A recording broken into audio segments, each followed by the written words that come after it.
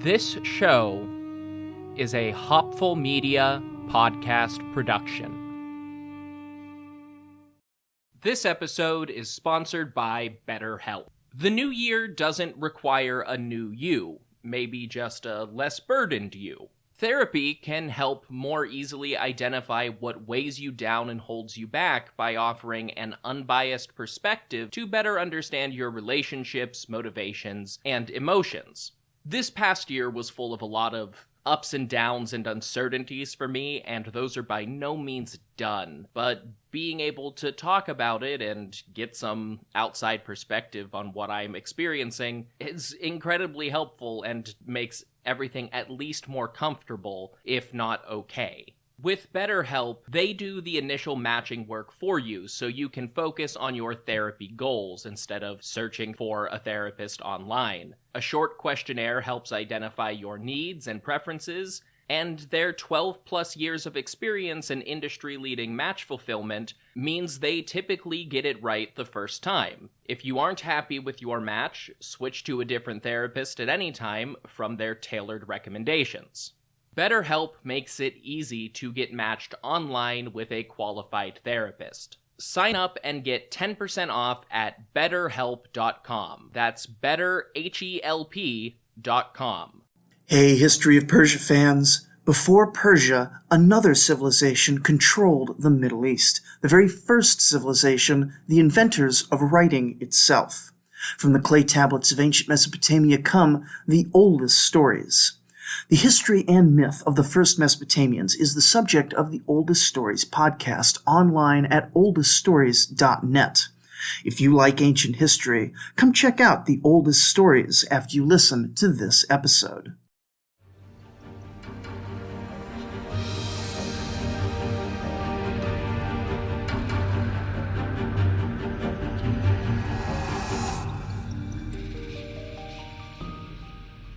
Hello everyone, welcome to the History of Persia.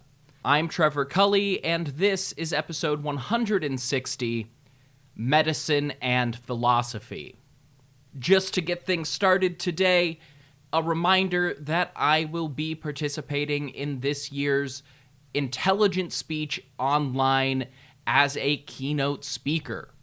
I will be joining Matt Mitrovich and Rob and Jamie from Totalis Rankium as the keynotes, alongside a whole list of other speakers and presenters in roundtables and feature presentations throughout the day. Intelligent Speech will be on February 28th, 2026, starting at 9 a.m. U.S. Eastern or 2 p.m. British time. Tickets are available now for $30 at intelligentspeechonline.com, and you can use my promo code PERSIA to get an additional 10% off that full ticket price. Again, I will be presenting on the companionship and rivalry of the Persian kings and their nobility at Intelligent Speech on February 28th, 9 a.m. U.S. Eastern Time. Get your tickets at intelligentspeechonline.com. All right, moving on to the episode. There was a bit more of a delay from last time than I had wanted. I started 2026 just kind of miserably sick and losing my voice for 2 weeks. So if you can hear that in this episode, that's what's going on. Today is the first time I have felt like I had enough of a speaking voice to record in a while. In that last episode, I provided a highly abbreviated summary of Greek philosophy from its beginnings in the 6th century BCE down to the Hellenistic period. We wrapped up on the Epicureans, both because I got tired of talking about philosophers I dislike, and because the Epicurean school provides the best segue into this episode. An unfortunate fact of historiography is that while metaphysical philosophy continued flourishing in Greece, and the Ptolemaic court at Alexandria patronized many of the mathematicians and early scientists that the Greeks called physicists, very little has survived of the academic pursuits happening under the Seleucids.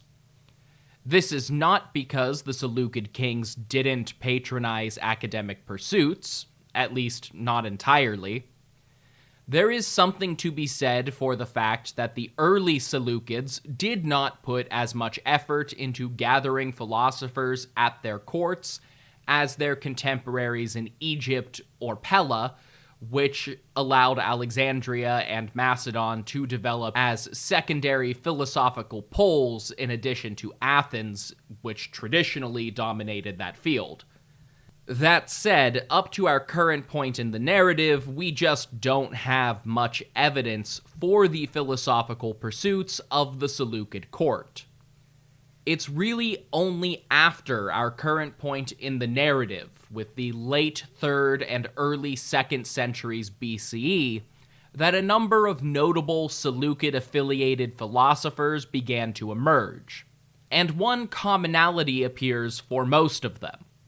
They were Epicureans, at least until one of those Epicureans was executed, but that's a tale for a later episode. This would at least partially explain why we do not see as much Seleucid influence on Hellenistic philosophy as other contemporary states. Even though the Epicurean school remained one of the most prominent philosophical traditions in the Mediterranean, it only occasionally captured the same level of attention as the Stoics or Platonism. And ultimately, it was one of the schools most neglected by Christian and Muslim scribes who worked to preserve other philosophies over the centuries. In fact, part of the reason for the decline seems to lie in a pattern observed by both ancient and early modern writers when describing the Epicureans. While people adopted Epicureanism during its height, Epicureans almost never rejected their own philosophy. This meant that the lingering beliefs of converts never really had a chance to influence the other schools and religious movements later in history. That made it less relevant when a scribe had to decide what they would copy down for the next generation. Certainly, many philosophers of other schools originated in the Seleucid Empire. You'll find no shortage of Hellenistic thinkers with epithets relating them to cities in the east, especially the traditionally Greek cities of Anatolia. One of the principals of the Stoic school in Athens was even a Diogenes of Babylon, who was born right around our current point in the historical narrative. However, those philosophers are generally known for their work conducted after they moved to the West. This stands as somewhat ironic when one of those Epicurean philosophers, Diogenes of Seleucia, who lived at the Seleucid court as a friend of the king, is introduced by the author Athenaeus with a note that the king in question actually preferred Stoicism. It's entirely plausible to think that some of the philosophers in other schools that became known for their work elsewhere started in the East, but we do not have records of that early work. Athenaeus' story of Diogenes Seleucus is potentially apocryphal and bears some resemblance to other stories we have discussed in the past, like the tale of the Achaemenid prince Mecistes. Supposedly, Diogenes asked the king for a purple robe and a crown so he could act as a priest of virtue, but then he gave the outfit to a singer he had fallen for, and the king invited this girl to court, wearing the priestly ensemble to the amusement of the courtiers and the embarrassment of the philosopher. I should note that when ancient sources describe an attractive young woman as a singer, there's about a 50-50 chance that it is a euphemism for prostitute. Mildly amusing anecdotes aside, I do want to explore Diogenes Seleucus as the priest of virtue a bit more, because it does connect to some concepts in Epicurean philosophy. Virtue is the conventional translation for the Greek philosophical concept of arete. It's a good enough translation for the philosophical sense in modern English, I suppose, especially because that is the word's primary meaning in modern Greek. However, a better option is probably just goodness, because arete encompassed all manner of generally positive concepts in ancient Greece. Regardless, we can probably assume that this Diogenes meant the Epicurean sense of virtue, which meant actions that would achieve ataraxia, peace of mind, through the pursuit of pleasure. As I said last time, the Epicureans were hedonistic, but on a lifelong scale rather than seeking immediate gratification. They actually promoted abstinence, frugality, and sobriety on the basis that it would lead to greater pleasure overall, despite comparatively minor pain in the moment of temptation. But that is the concept that Diogenes was presenting himself as the priest of, as if the abstract concept of Epicurean arete was a god itself. That pairs nicely with the almost deist approach many Epicureans took to religion. In their conception of the world, the gods were all but irrelevant. Whether they existed or not, the gods did not take any actions to affect human life beyond the general existence of concepts represented by the divine. As such, all of the traditional priestly activities that polytheistic religions employed were useless, and the only concepts that actually affected life were achieving arete through the pursuit of Epicurean pleasure.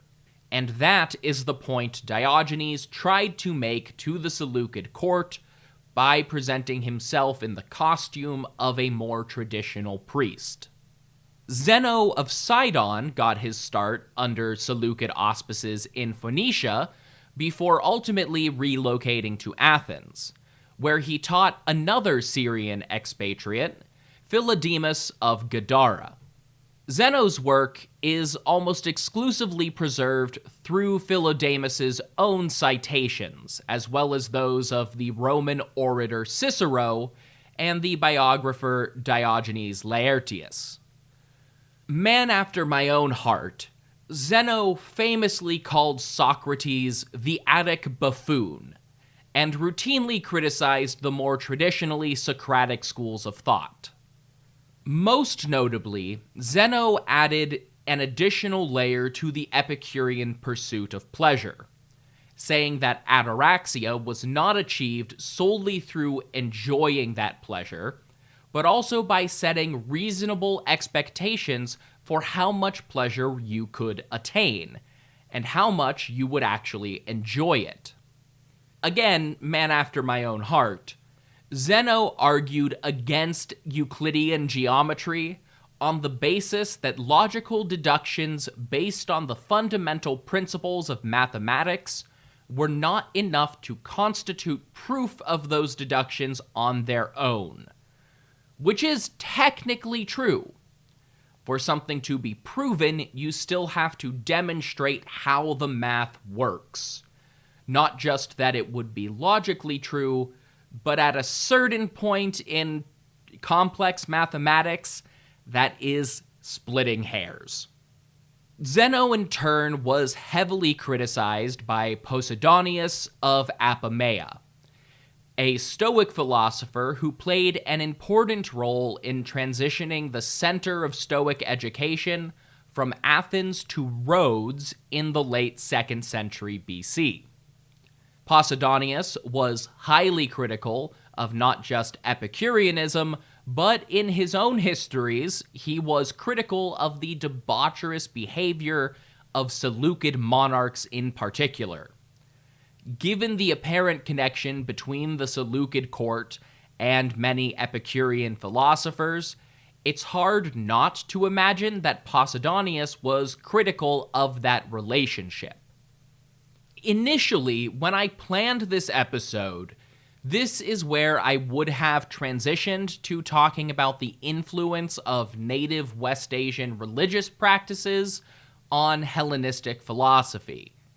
But I can barely find any literature on the subject.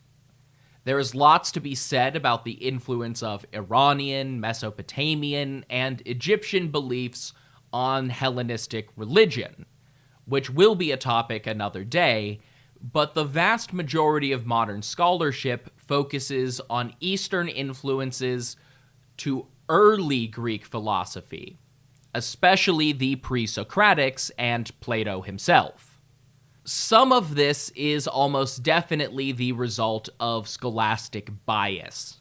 That is, the period of Greek philosophy and West Asian scholarship that gets the most attention, and therefore those are the topics that get published. However, there also seems to be an element of philosophical schools becoming entrenched with their own variations of concepts that developed out of Achaemenid-era influences on the earlier philosophical schools. By the Hellenistic period, the philosophical schools were used to arguing their points against one another, and would easily have approached West Asian beliefs in the same way, viewing them as another philosophical belief set to be argued against, rather than completely unfamiliar ideas to be incorporated. The exception comes in the form of Greek contact with Buddhism, especially after the secession of Bactria under Diodotus sparked more communication between the Greek settlers of modern Afghanistan and their Indian neighbors.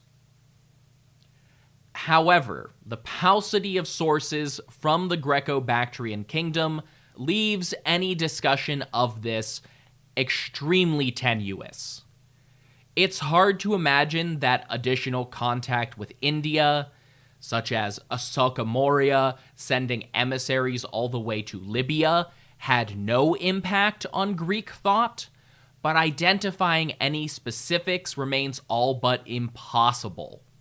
For every potential Indic influence on Hellenism, a more readily available Western antecedent is also available, and skeptics remain strong in their position.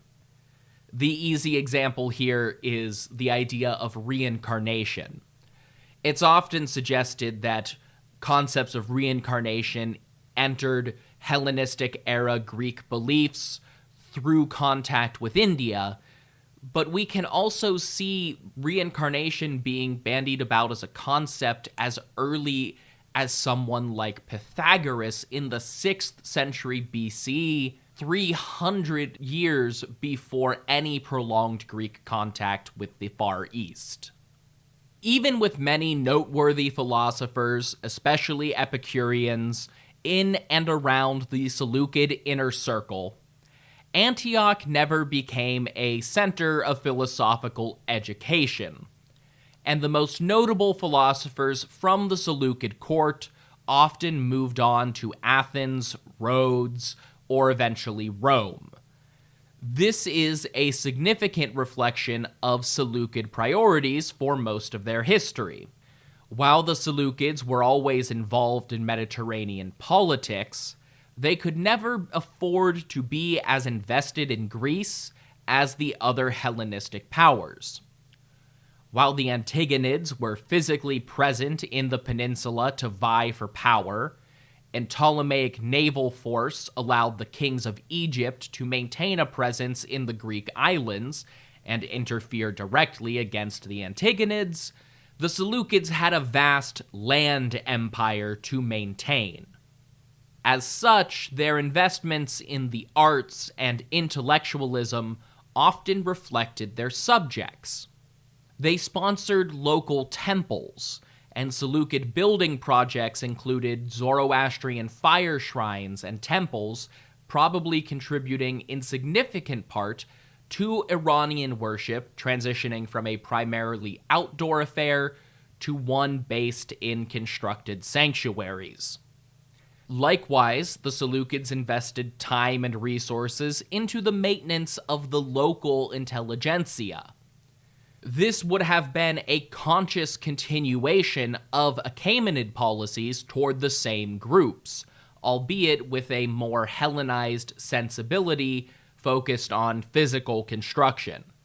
That said, one traditionally Greek intellectual pursuit that the Seleucids and Achaemenids alike were focused on was medicine.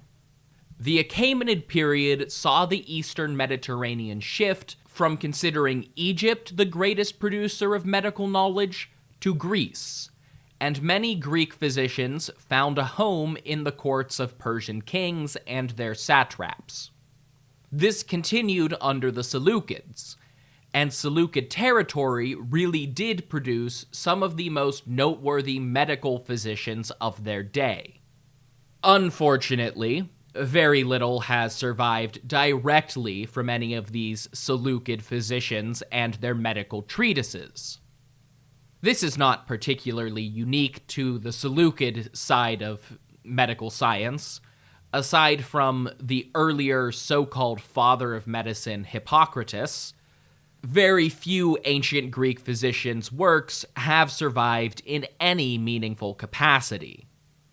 Many of them were summarized by the Roman writer Aulus Cornelius Celsus in the 1st century with his book De Medicina, and they were largely supplanted in medical study for centuries after the career of Aelius Galenus, better known simply as Galen, a Roman-era medical dynamo. His work became the basis for medicine across Europe and West Asia for centuries, and remained influential until the 19th century. So we are actually going to spend the rest of this episode on Greek medicine, which begins, for all intents and purposes, with Hippocrates.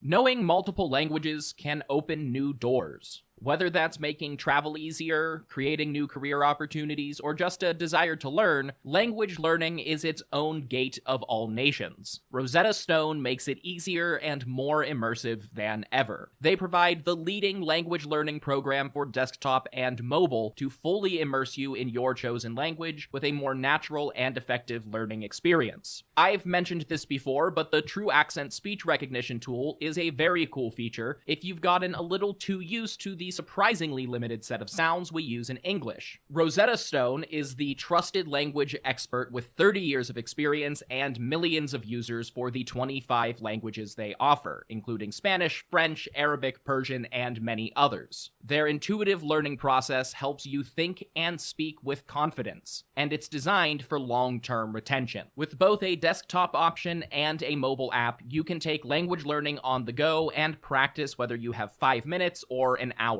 Plus, it's an incredible value with a lifetime membership to all 25 languages, so you can learn as many as you want, whenever you want. Don't wait. Unlock your language learning potential now. History of Persia listeners can grab Rosetta Stone's lifetime membership for 50% off. That's unlimited access to 25 language courses for life. Visit rosettastone.com/today to get started and claim your 50% off today. Don't miss out. Go to rosettastone.com/today and start learning today.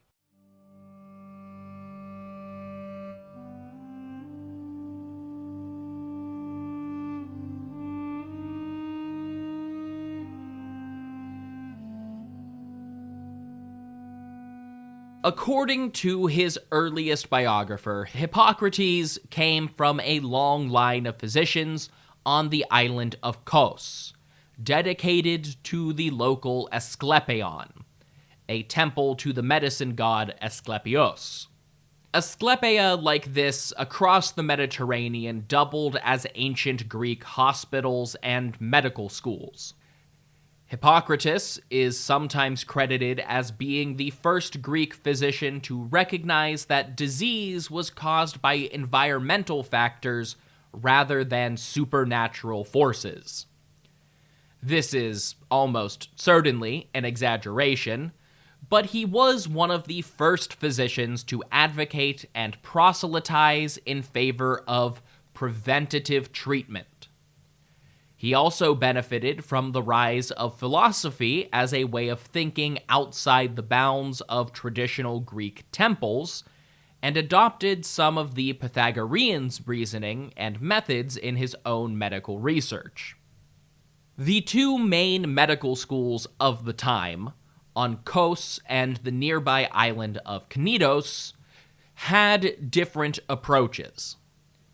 The Knidos Asclepion focused on diagnosing and treating individual symptoms, but often struggled when multiple symptoms were comorbid. Hippocrates' fellows on Kos focused on prognosis, collecting information from multiple cases and making predictions, and passive treatment that prevented further harm. Both schools lacked a fundamental knowledge of human anatomy, as even in the Asclepia, dissection of human remains was extremely taboo. Modern medical practice generally aligns with the idea of the Knidos school, but without essential anatomical knowledge to best prescribe treatment, the Kos school often appeared to have better results. The lack of anatomical studies was not aided by the widespread belief in humorism in antiquity. And by antiquity, I mean until about 150 years ago, when germ theory became more commonly accepted. The exact details of the humors varied across time and space, but in the ancient Greek context, it roughly came down to 4 fluids within the human body: blood, yellow bile, black bile, and phlegm. Blood was, well, blood, the red stuff in your veins. It was associated with enthusiasm, activity, and vitality, and it was believed to originate in the heart. Not entirely accurate, but close enough. Yellow bile was associated with ambition, aggression, and decisiveness, and thought to originate in the gallbladder, which I guess does contain bile, so they weren't entirely off, but it is not the primary producer of the color yellow in the human body. This is where the humors get weird, though. Despite the specific organ identified as a starting point, yellow bile was identified as any yellow or brownish fluid in or coming from the body, to include vomit, feces, and urine. Black bile, Greek malaina kole, became the root word for melancholy, because it was associated with sadness and depression. It was thought to originate in the spleen, and associated with the dark fluids that physicians sometimes found in tumors, the kidneys, or the liver. In reality, that black bile was a mixture of coagulated blood, other fluids, and often necrotic tissue. Phlegm was not phlegm in the modern medical sense. It was basically any pale or transparent bodily fluid, to include saliva, sweat, mucus, and cerebral fluid. Thanks to the latter, it was closely associated with the brain. Pre-modern medicine, and even relatively recent medicine in the West, was all about balancing these humors. Sometimes that was based on the wrong colors appearing in the wrong places, like mucus becoming increasingly yellow when sick. But sometimes, if a symptom was too closely associated with one of the four, like a fever being associated with the energetic nature of blood, the physician might prescribe a treatment to expel some of the excess humor. This is why bleeding and leeches were such common pre-modern treatments. They were trying to get rid of what they thought was excess blood. Hippocrates added to this a belief in the crisis, a point in the cycle of illness when the disease would triumph and kill the patient, or the patient would make it through and begin recovering. It was a deeply held belief in the body's ability to just naturally rebalance itself. The classic example of this is a fever breaking shortly after hitting its peak temperature. Hippocrates believed that rest and immobilization were of paramount importance to medical treatment, because engaging in other activities could throw off the delicate balance of humors. This was in opposition to any sort of complex treatment of the sort preferred by the Canadian school, for fear that a misdiagnosis would lead to a treatment that threw the humors even further out of balance. On one hand, this led to some accidentally good ideas, like trying to make the recovery area as clean and sterile as possible, and only ever using clean water or sterile wine to clean open wounds. This was not in the Hippocratic mind because it prevented germs, but because it minimized outside influences on the humors. On the other hand, this same belief led Hippocrates to develop some truly torturous treatments, like the Hippocratic bench, a sickbed that forcibly held the patient in place. This belief in the body's natural ability to heal from almost anything also led to a reluctance to use any direct treatment like drugs, but recommending a fast on the basis that to eat is to feed your sickness. If this sounds like a truly insane way to carry out medicine, you're not wrong. But because the Kos school emphasized prognosis and prevention, they ended up being more successful than their Canadian neighbors almost solely by virtue of preventing additional damage. The emphasis on stasis in Hippocratic medicine, be it through a clean workspace or immobilization, also inadvertently did the work that germ theory would promote over 2,000 years later, and made the Hippocratics some of the best at healing wounds and broken bones, because they wouldn't let their patients do any more damage to themselves if possible. And of course, Hippocrates' work spread the so-called Hippocratic Oath. Although it was probably at least inspired by similar oaths of office taken by other physicians at various Asclepia, and even the most ancient surviving versions are much younger than Hippocrates himself. The ancient version bears only a cursory resemblance to the oath taken by modern medical professionals, but a phrase from Hippocrates' treatise on epidemics remains one of the most relevant aspects of the Hippocratic Oath. Quote, "Practice two things in your dealing, either help or do no harm to the patient." Or, as modern bioethics usually puts it, first do no harm. After Hippocrates' time, two distinct schools of medical thought emerged in the 4th century BCE, called the Dogmatics and the Empiricists. The Dogmatics received their name because they professed to follow the writings of Hippocrates to an almost religious degree. They also dove deep into the philosophical side of Hippocrates' approach to medicine, arguing that physical experimentation was unnecessary when they could use logical reasoning to deduce the hidden causes of disease, and thus know how to prognosticate their patients and prepare treatment. Hopefully, everyone listening can see the flaw in this approach. They were making logical deductions about invisible influences on the human body while knowing next to nothing about anatomy unless it was part of an absolutely essential surgery. And even then, they were ignorant to the almost microscopic parts of many bodily systems.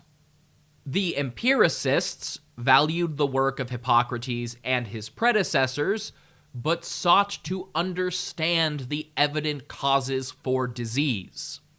They accepted that they would probably never understand the hidden causes that Hippocrates had focused on because, as far as they could tell at the time, the nature behind those causes was incomprehensible. However, that did not mean they could not work to make more causes of disease and illness evident. These were the physicians that tried out new treatments, took detailed notes, and occasionally dissected animals or the odd illegal human cadaver to try and learn more about anatomy and illness. They wanted to know as many contributing factors leading up to an illness as possible, and would compare how different patients reacted to the same treatments. These ancient empiricists pioneered the so-called tripod method. Observe the patient during their care, document the history of treatment and illness as recounted by the patient or other physicians, and analogize the experience of one patient while treating another. One of these empiricists was also the most important physician, and by far the best documented, to spend time at the Seleucid royal court. Erasistratus was born on an Aegean island, possibly Kos, but exactly which one of 3 islands with very similar names got mixed up in different sources over time. According to Pliny the Elder, he was a grandson of Aristotle, though the Byzantine Suda disputes that and suggests that Erasistratus came from a family of Cnidian physicians instead. Either way, he did train at the Asclepion on Cnidos, and may have studied at the Platonic Academy in Athens before finding his way back to the east. At some point in the early 3rd century, Erasistratus joined the royal court of Seleucus I Nicator as the king's personal physician, and Erasistratus was credited with diagnosing the future Antiochus Soter's depression when the prince fell in love with his own equally aged mother-in-law. It was supposedly Erasistratus himself who encouraged Seleucus to divorce Stratonice and allow her to marry his son instead. Ultimately, though, that is not the work that Erasistratus went down in history for. Eventually, probably once the construction of the city had largely completed, the physician moved to Alexandria near Egypt and accepted Ptolemaic patronage. His reasoning is obvious enough. Ptolemy I lifted the prohibition on human vivisection for his physicians, and the leading empiricists of the day all flocked to Egypt.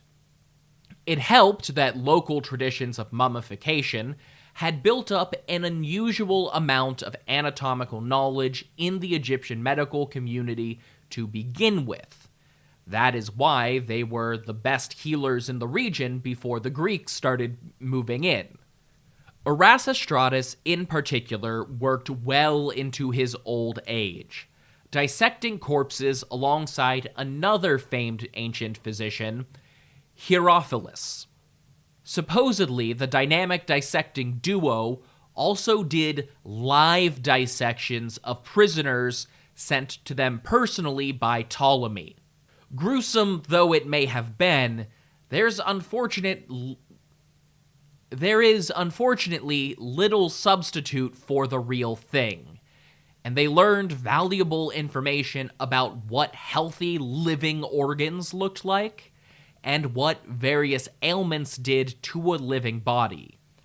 It is deeply horrifying and unethical, but, for example, only by dissecting a living, or actively dying, body could they learn that arteries contained blood at all times, just like the adjoining veins.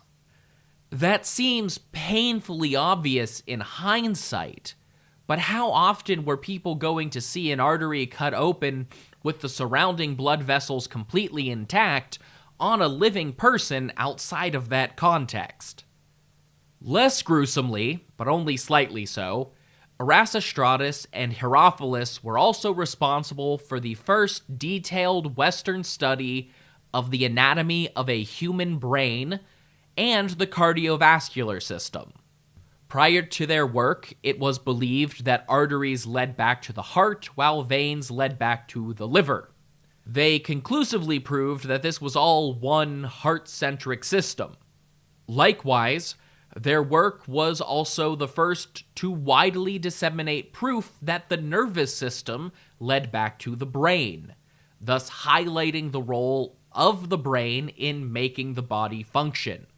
They even began identifying which nerves affected motion and which affected the senses to return to their experiments on living subjects.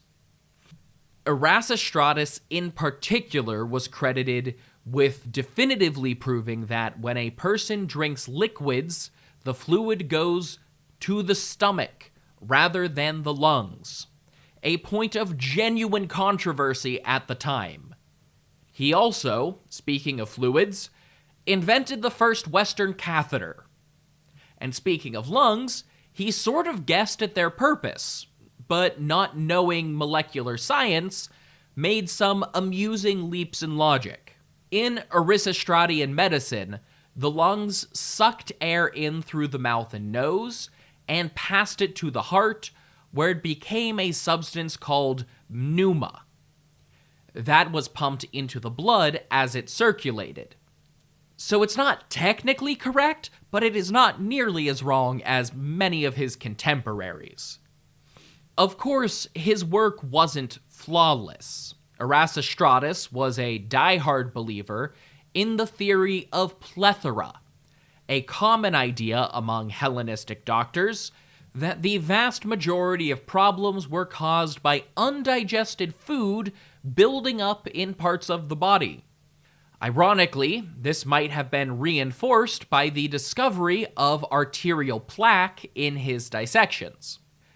However, the plethora theory actually did cause him to shift away from purgative treatments like bloodletting and rely more on a healthy diet, exercise, and regular bathing in his prescriptions, which again gave the impression that his ideas were working, even if it wasn't for the reasons that he thought.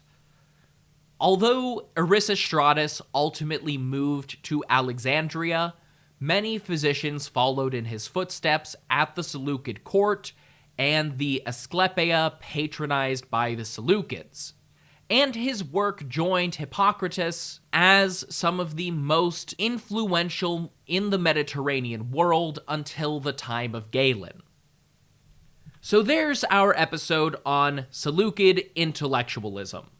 It was something. It's just very annoying to be working with a hypothetically Greek-dominant culture and still not get any of the benefits of Greek literary tradition in my sources.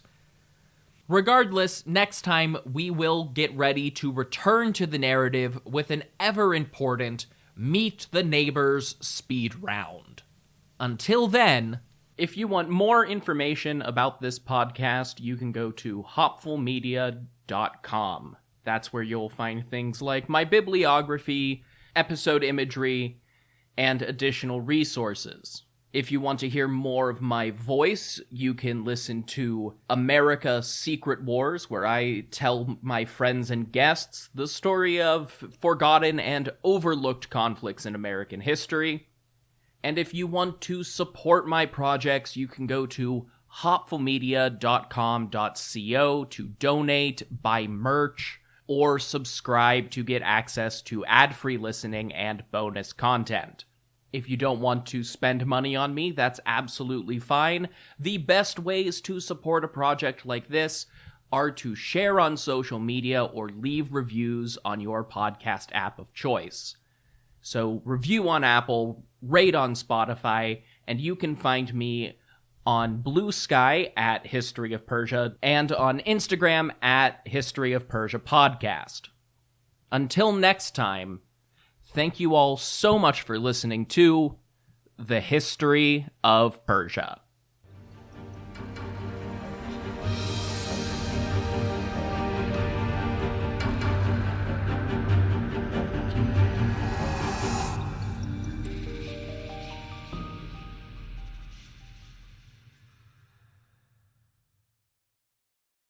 Hey, History of Persia fans. Before Persia, another civilization controlled the Middle East, the very first civilization, the inventors of writing itself.